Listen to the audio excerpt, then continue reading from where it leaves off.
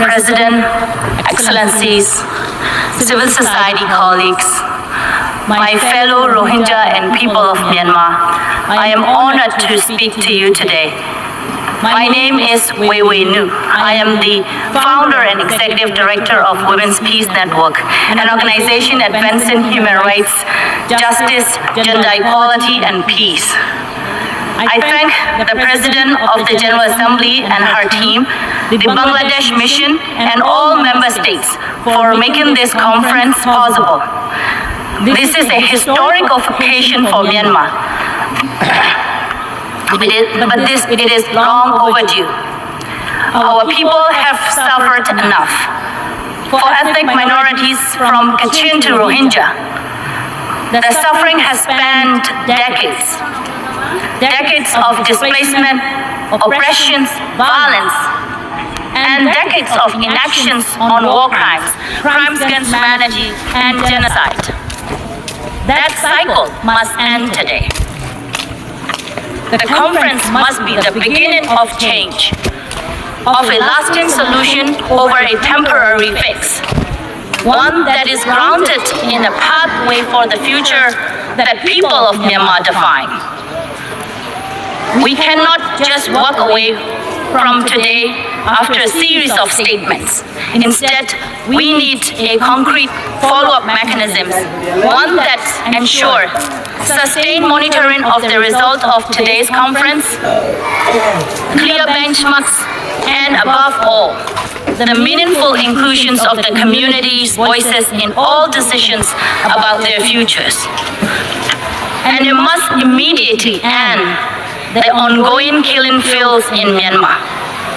As I speak, the Burmese military junta is continuing to commit mass atrocities all across the country.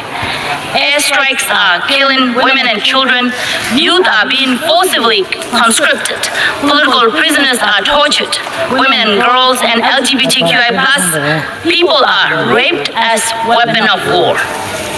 In Rakhine State, after decades of genocide, the Rohingya are facing a total, complete destruction. The junta Bloc 8 recruits Rohingya as human shield and continues systematic persecution.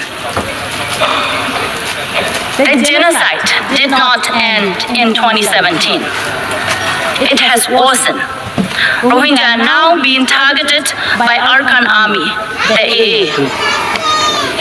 Over the past 2 years, the AA has seized control of much of Rakhine, including the north and Bangladesh border.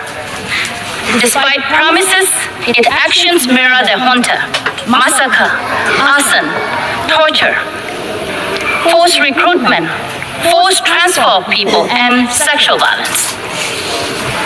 It is now denying aid to the Rohingya and is systematically starving them to death by confining them and restricting their movement.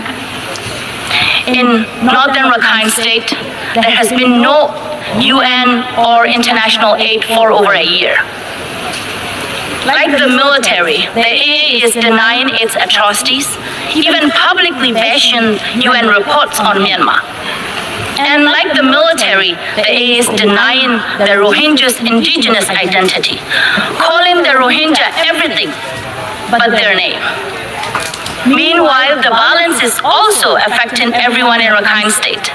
The junta is still confining 120,000 Rohingya in internally displaced persons camps in Sittwe.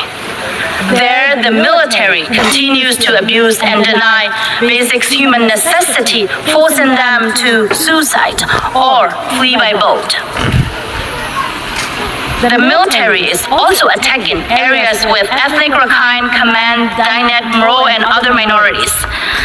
Just a couple of weeks ago, the military bombed a boarding school at night, killing dozens of Rakhine children and injuring many. No one is spared.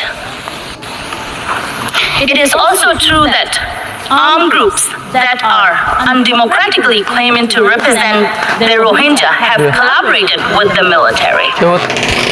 The AA has taken these as excuses to inflict collective punishment on Rohingya civilians. And when it suits its goal, like improving image before this conference, AA would orchestrate a media campaign to whitewash its actions to the international community. But let me emphasize, a photo or video of a smiling Rohingya should never, ever erase the destruction that has been caused to the Rohingya. What the AA is doing now is detrimental to the people of Arkhan and their common future. All I and my community have wanted is to live in peace with our diverse neighbor in our homeland. So if the AA also genuinely seeks coexistence, it can use its newfound power to take measures that allow for safe and voluntary return of Rohingya and ability not just to live but thrive with equal